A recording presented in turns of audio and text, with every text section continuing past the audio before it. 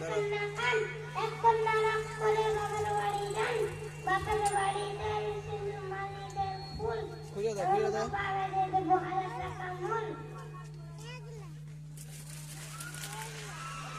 নমস্কার।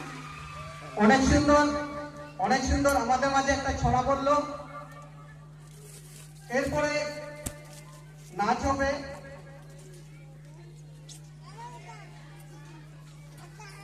সুহানা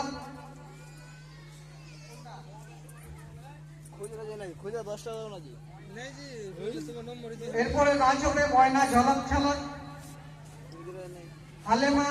সালেমা দল।